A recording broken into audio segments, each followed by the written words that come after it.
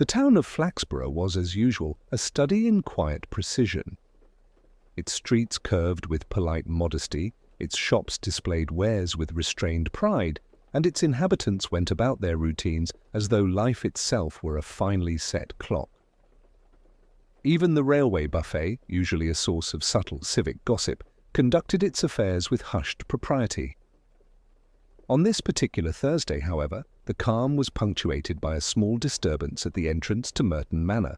Mr. Alfred Denby, the estate's long-standing gardener, had arrived at precisely 7 o'clock, trowel in hand and sleeves neatly rolled, only to find the great iron gate, which usually clanged with the dignity of centuries, left ajar. "Good heavens," he muttered, glancing nervously down the deserted drive. "I did lock it yesterday."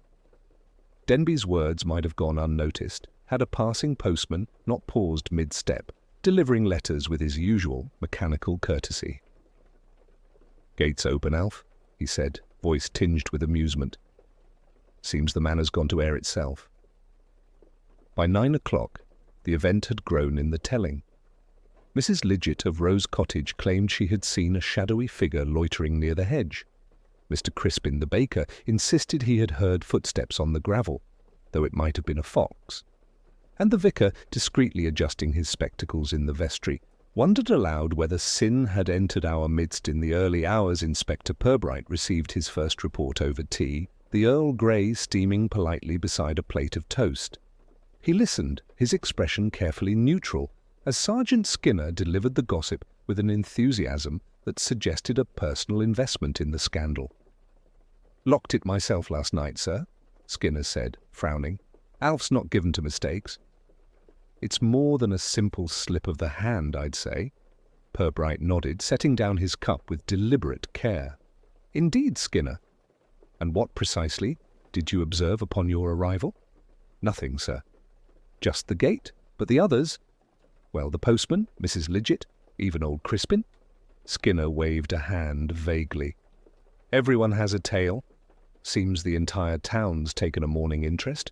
"Quite so," Purbright murmured. His eyes, however, were elsewhere.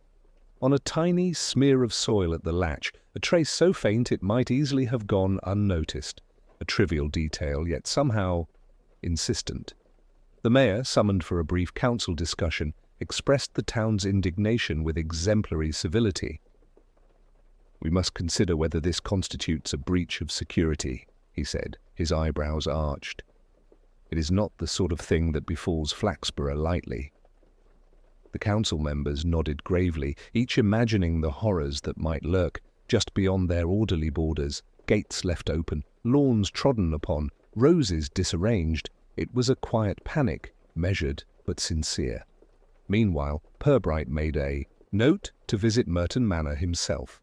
Not in haste, of course, one must never appear flustered, but with the understated diligence that had earned him his reputation. A gate left open might be, in the eyes of the town, a catastrophe, yet in the hands of a careful inspector it could be an opening to far more intricate mischief.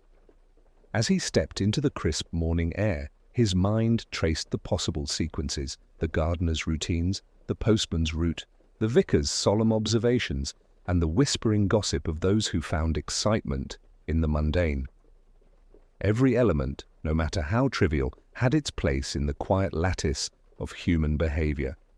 And at that moment, Inspector Purbright had no doubt that Merton Manor would yield its secrets, not loudly, not dramatically, but with the polite insistence of one who understood that in Flaxborough even the smallest incident might illuminate the town's deepest curiosities.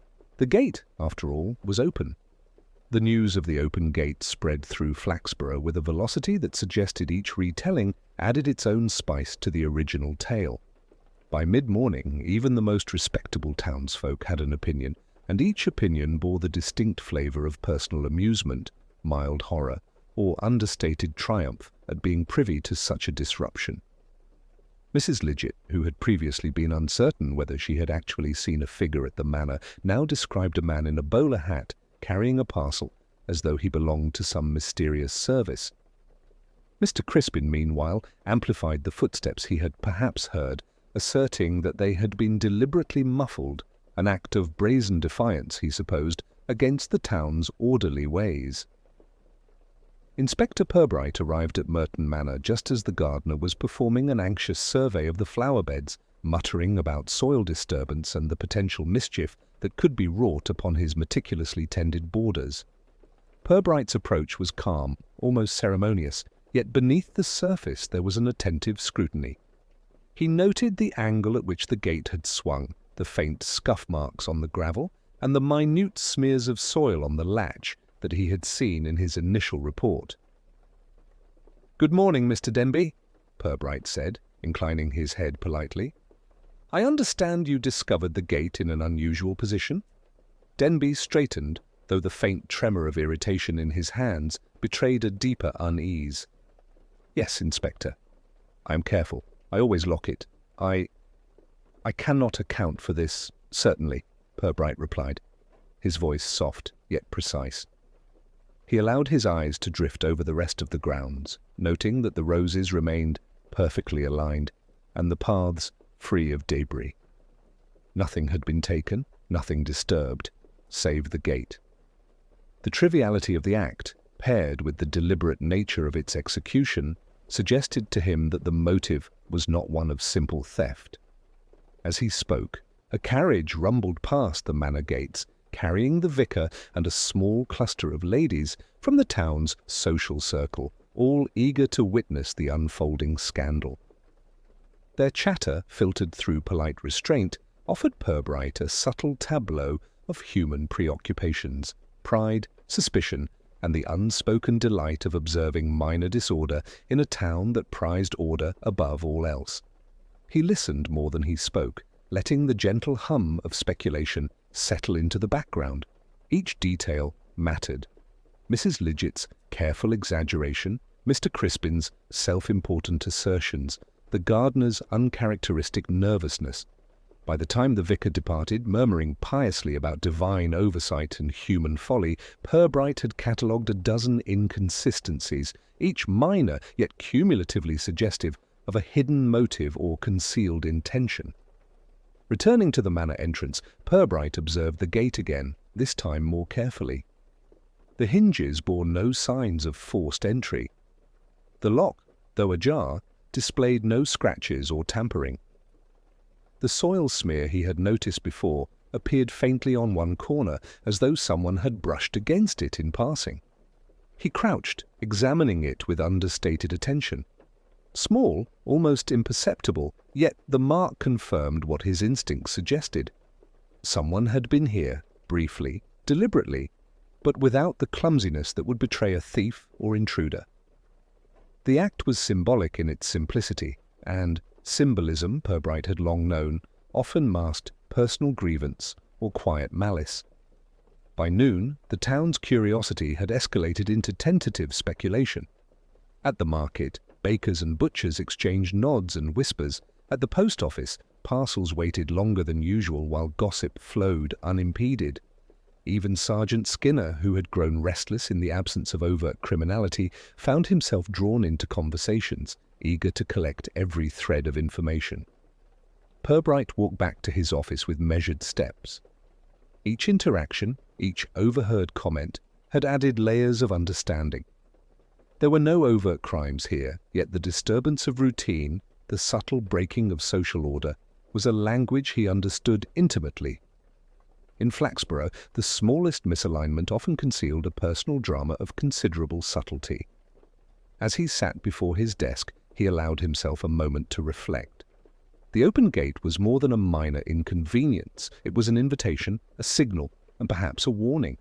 And somewhere in the polite facades of Flaxborough's residents lay the answer, waiting to be discerned through observation, patience, and the gentle art of polite interrogation. The investigation, Purbright knew, had only just begun. Inspector Purbright arrived at Merton Manor the following morning, not with urgency, but with the calm deliberation of one who knew that insight arrived through measured observation rather than haste. He was greeted by Mr. Denby, who now exhibited a restrained agitation, hands folded behind his back, eyes flicking repeatedly to the gate, as if expecting it to swing open of its own accord. "Good morning, Mr. Denby," Purbright began, inclining his head with the habitual civility that often disarmed even the most anxious interlocutors. "I trust the morning has been uneventful since our last inspection of the grounds?"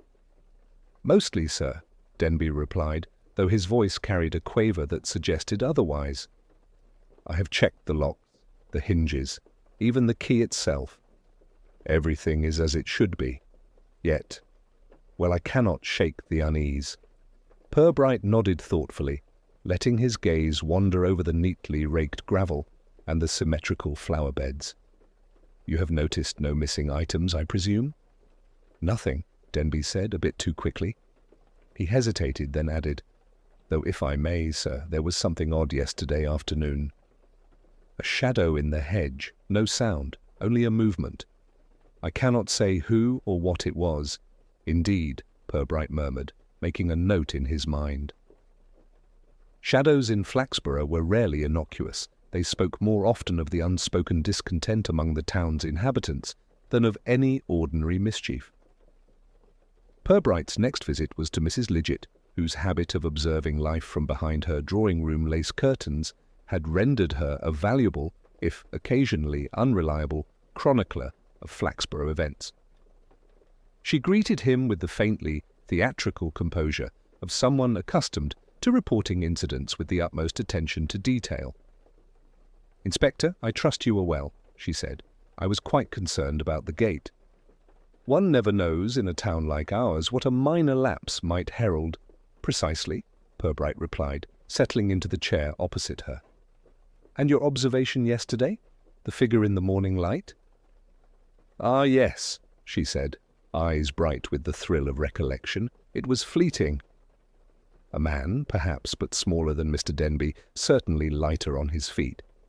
He moved with remarkable discretion. I thought him curious, yes, curious indeed." Purbright allowed the silence to linger for a moment, knowing that in such pauses people often revealed more than they intended. He had learned long ago that contradictions seldom occurred in isolation. They arose in clusters, like the scattered petals of a disturbed flower bed. By midday, he had visited 3 more residents: the baker, who insisted on recounting the muffled footsteps as if they were a symphony of intrigue; the postman, who delivered his tale with the meticulous precision of someone cataloguing events for future reference; and the vicar, whose moral reflections seemed less about divine oversight and more about subtle human foibles. Each account was polite, measured, and yet tinged with exaggeration, a distortion that, far from obscuring the truth, offered Purbright insight into the character of the witnesses themselves. One noticed the gaps, another the emphasis, and within these variations lay patterns that no direct observation could reveal. By late afternoon, Purbright returned to the manor, standing once more before the gate. He examined the soil smears, the angle of the swing, and the barely perceptible indentation where someone's heel had pressed into the gravel. Every detail, trivial though it appeared, was now indexed in his mind. The pattern was emerging, subtle and almost invisible to an untrained eye, a fleeting presence, deliberate but restrained, a minor disruption calculated to provoke curiosity without alarm. He allowed himself a small, inward smile. In Flaxborough, a seemingly trivial act often concealed a story more complex than any visitor could imagine. And this gate, ajar in the mild morning air, had opened precisely the right window for such a narrative to unfold. Purbright leaned lightly on the gatepost, considering human nature, social expectation, and the peculiar satisfaction derived from observing a community gently unsettled. The investigation, still in its quiet infancy, promised layers of subtlety, contradiction, and, he suspected, the occasional revelation of personal grievance artfully disguised beneath the civility of everyday life. It was, he reflected, exactly the kind of case that suited Flaxborough, and him, perfectly. By midweek, Flaxborough's polite curiosity had hardened into a tentative consensus. The open gate, trivial as it seemed, must have had an obvious culprit. Among the whispered suggestions, one name recurred with predictable regularity: young Timothy Farrow, the manor's occasional odd-job boy, whose nervous habits and frequent absences made him an easy target. It was likely him, Mrs. Lidgett declared to anyone within earshot, adjusting her lace curtains for dramatic emphasis. I saw him loitering near the stables last week, always fidgeting, a mindless prank, I'm afraid, but typical of Timothy. The baker, Mr. Crispin, nodded in agreement, his fingers smudged with flour, as if mere participation in gossip could leave a trace on the hands. Yes, sir. It would explain the footprint patterns. Light, irregular. Timothy, I'd wager, even the vicar, whose observations usually lean toward moral commentary, ventured a polite remark. Young men often act impulsively. It would be no surprise if Mr. Farrow's restlessness took such a minor, if unsettling, form. Purbright, having listened to the mounting speculation, maintained his habitual restraint. He invited Timothy to the manor under the guise of casual inquiry, offering tea and biscuits with impeccable civility. The boy entered with the nervous gait of someone accustomed to anticipating blame, casting furtive glances at the gate.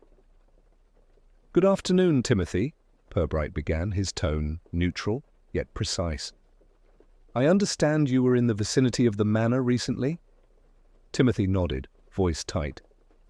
"Yes, sir." I often run errands for Mr. Denby, the gardener. I didn't touch the gate, sir." Purbright allowed the denial to settle without interruption, observing the boy's hands, the tilt of his head, the careful avoidance of eye contact. Nothing was overt, yet the nuances of comportment offered subtle insight. "Of course," Purbright said, lifting a biscuit with polite deliberation, "a minor disturbance of routine can be alarming, particularly when one is attentive to the grounds. Tell me, Timothy, what were your errands yesterday afternoon?" Timothy recounted in halting detail a series of innocuous tasks, delivering tools, fetching water, tending to flower beds. His account was punctuated by pauses, over-careful phrasing, and an occasional glance toward the manor entrance, as if seeking reassurance. Purbright made no comment, merely noting the precision with which the boy avoided implicating himself. By the afternoon, the town council, encouraged by the apparent alignment of anecdotal evidence, leaned toward formal closure. Timothy, they agreed, was a convenient explanation, a minor mischief that disrupted the peace but required neither panic nor further inquiry.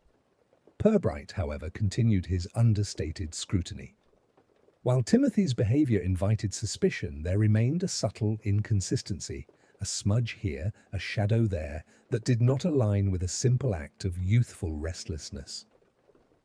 He returned to the manor gate, examining the soil, the hinge, the barely perceptible traces left by a passing presence. The details were not enough to accuse, but enough to provoke quiet reflection. As dusk settled over Flaxborough, the inspector walked the perimeter once more, observing the familiar patterns of daily life, disrupted only by the gentlest ripple of curiosity. The town, for its part, was satisfied with a neat conclusion. Timothy had been identified, gossips reassured themselves, and life returned to its familiar cadence. Yet Purbright, patient and deliberate, allowed the tension of uncertainty to linger. A trivial inconsistency had already lodged itself in his mind, a small anomaly in footprints, a faint smear of soil misaligned with the expected path. He would wait, observe, and allow events to unfold. In Flaxborough, as he well knew, the truth often revealed itself not in confrontation, but in the polite unfolding of circumstance, like a single petal falling from a meticulously pruned rose. And so the evening passed, quiet yet charged, as Purbright considered what the town did not yet know, that a gate left ajar, however minor, could expose far more than anyone anticipated. The following morning, Purbright returned to Merton Manor, not with urgency, but with the measured patience of one who understood that the smallest irregularity often revealed the greatest insight. The manor's grounds were quiet, the gardener absorbed in his daily rounds, and Timothy Farrow nowhere in sight. Purbright's attention, however, was drawn to a detail so slight it might have escaped any less observant eye. A single flower petal dislodged from a neatly trimmed rose bush lying just beyond the gatepost. He bent slightly, examining it. The petal bore a faint trace of soil, oddly out of place compared with the surrounding ground. It suggested movement, deliberate yet careful, as though someone had brushed past the bush without disturbing the rest of the garden. What struck Purbright was not the petal itself, nor even its displacement, but the fact that it had been overlooked entirely by those quick to point blame at Timothy. It was a small thing, trivial even, yet its very insignificance made it notable. A soft cough drew his attention. Mrs. Lidgett had appeared at the gate, her spectacles perched delicately on her nose. "Inspector," she said, in her usual tone of polite concern, "I noticed something this morning." Perhaps insignificant, but the gate latch seemed oddly polished, as though someone had been handling it more recently than a mere morning walk would suggest. Purbright inclined his head, masking his satisfaction at her observation. "Interesting," he murmured. "And did you notice anything else?" "No, sir. Only that it struck me as unusual." "Precisely." Purbright's mind catalogued the evidence: the displaced petal, the faint soil smear, the overly polished latch. Each triviality, when considered alongside the otherwise meticulous order of the manor, suggested that the act had been intentional, designed to be noticed yet almost entirely untraceable. It was the work of someone intimately familiar with the grounds and with the town's expectations of propriety. He returned to the main house, observing the layout once more. The window frames, the garden paths, the gate itself, each had been maintained with the punctilious care of long habit. Only a hand both confident and cautious could have enacted the minor disturbance without attracting immediate attention. Timothy, despite his occasional fidgetiness, could not have executed such a precise and subtle act. Purbright allowed the realization to settle quietly. The first suspect, selected for convenience and appearance, was unlikely to be the true instigator. The petal, the soil, the latch, all spoke of a presence more deliberate, more calculated, and more subtly attuned to both the garden and the town's nervous anticipation. As the morning sun shifted, casting gentle shadows across the manicured lawns, Purbright reflected on the interplay of human nature and minor mischief. The town's eagerness for an immediate resolution had obscured subtler clues.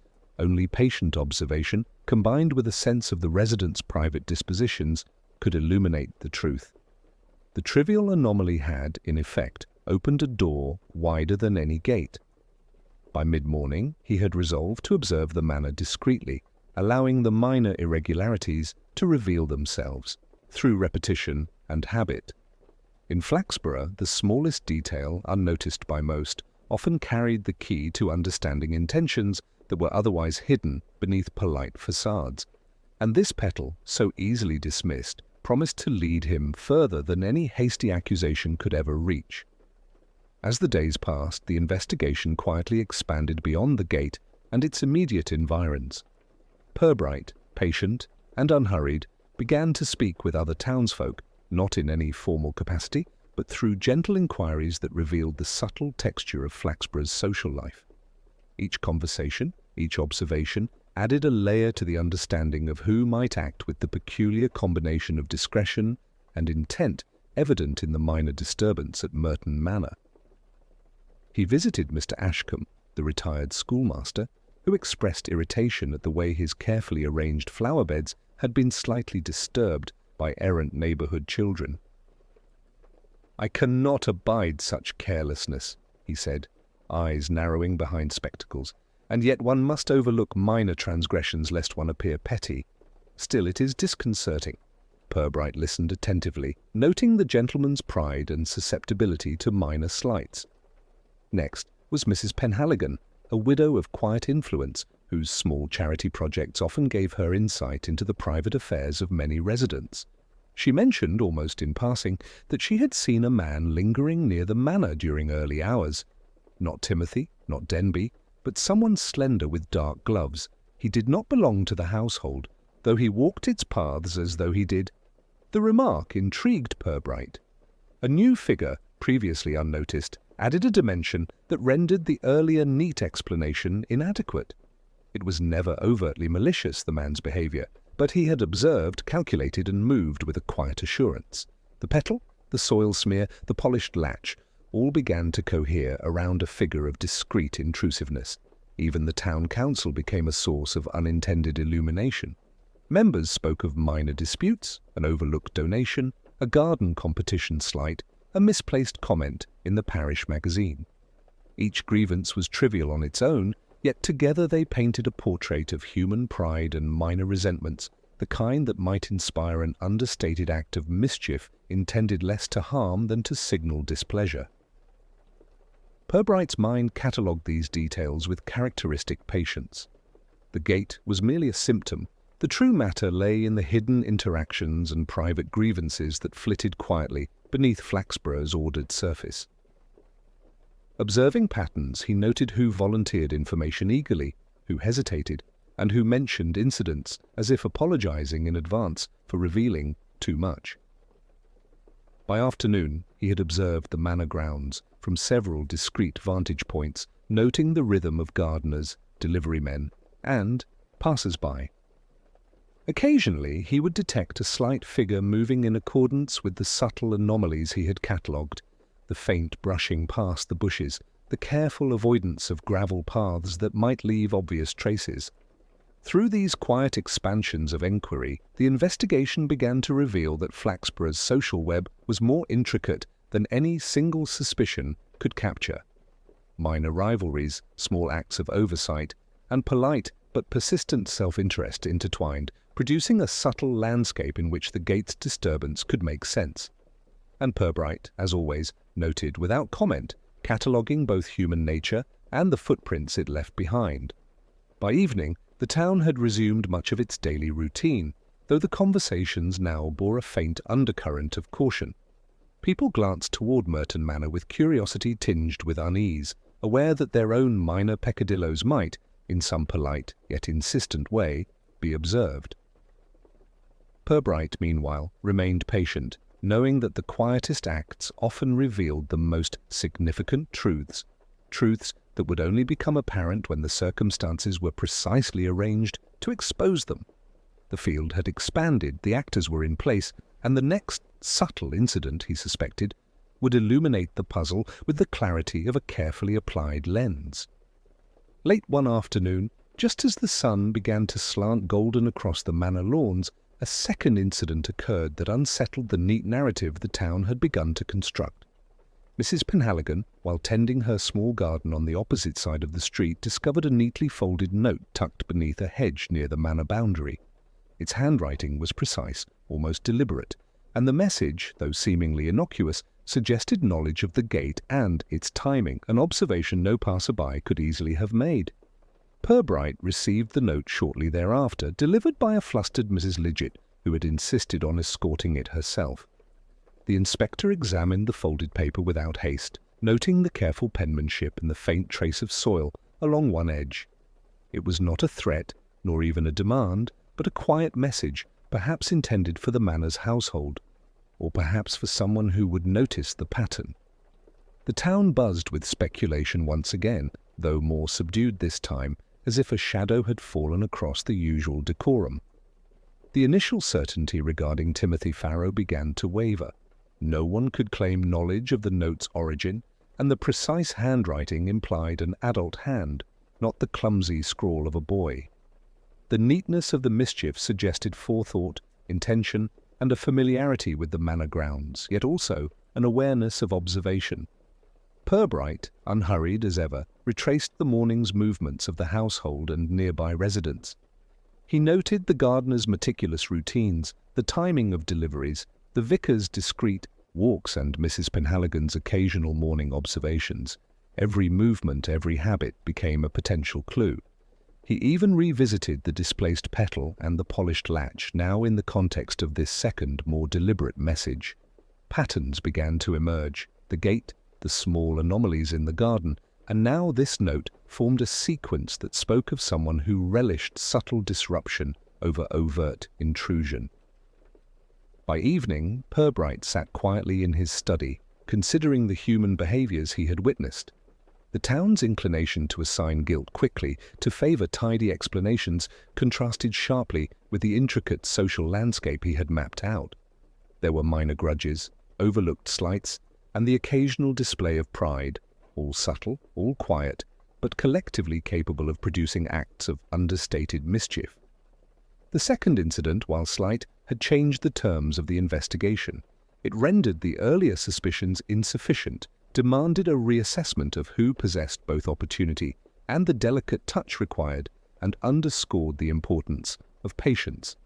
The perpetrator was deliberate, observant, and perfectly aware of the town's expectations, manipulating them with quiet assurance. As Purbright prepared to visit the manor once more, he understood that the investigation had reached a pivotal moment. The first suspect could no longer account for the pattern of minor disturbances, and the true instigator's careful orchestration was beginning to reveal itself not through confession nor through clumsy evidence, but through the very way the town and its routines had been gently, subtly unsettled.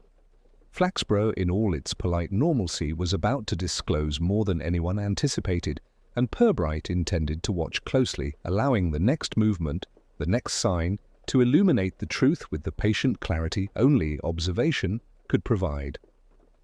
That evening, as dusk settled over Flaxborough and the streets softened into their familiar quiet, Purbright retired to his study with a cup of tea and a notebook.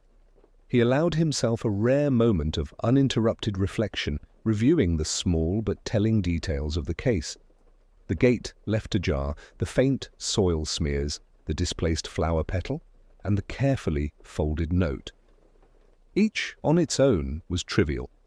Together they formed a pattern that spoke of intent, observation, and a subtle desire to unsettle without drawing direct attention. He considered the town's reaction, the eagerness to assign guilt to Timothy Farrow, and the readiness with which each resident had fitted the minor disturbance into their own narratives.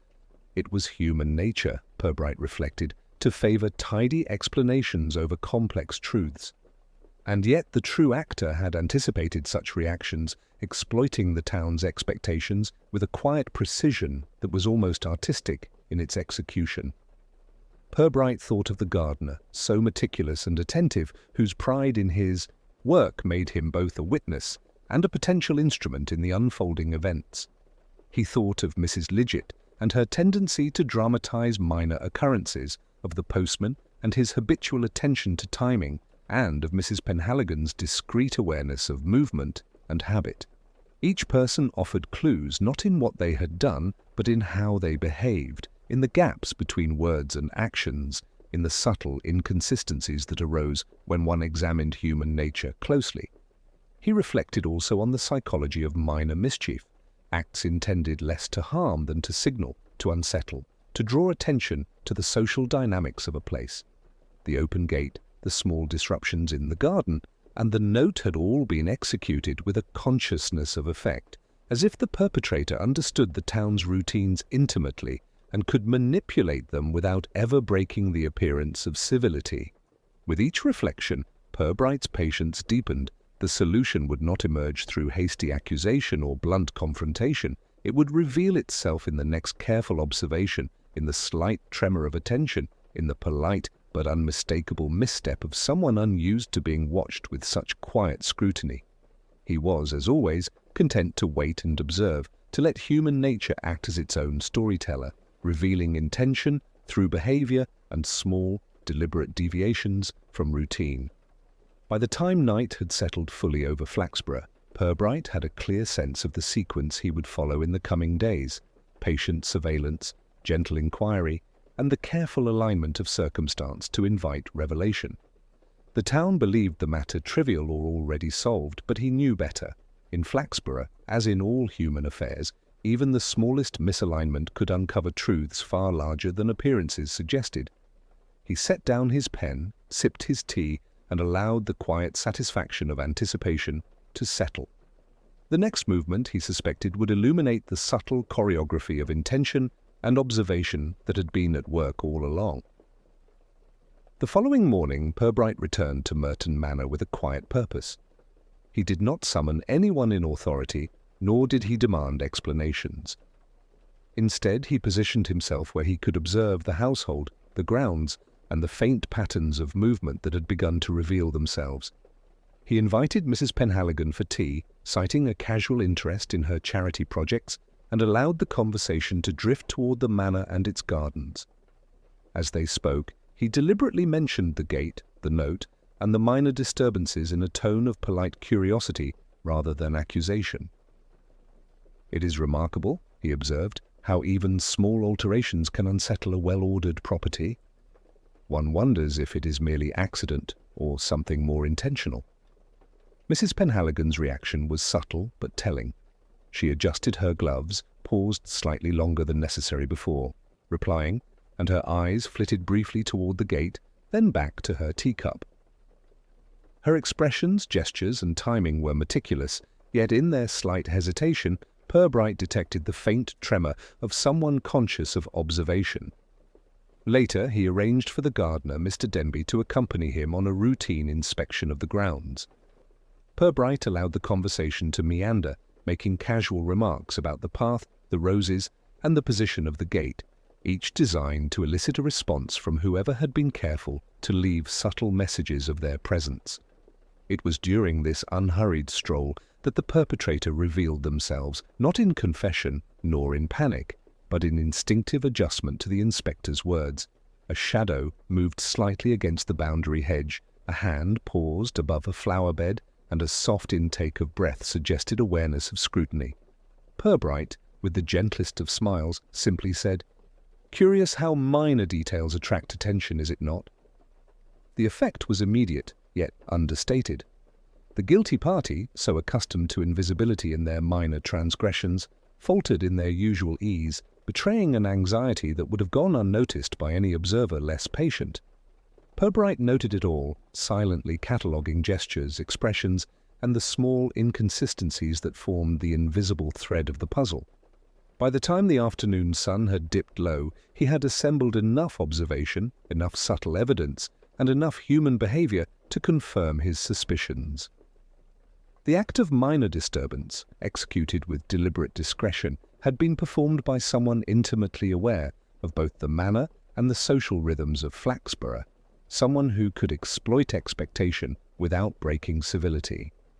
The stage was set, and the true revelation, as always, would arrive in its proper place.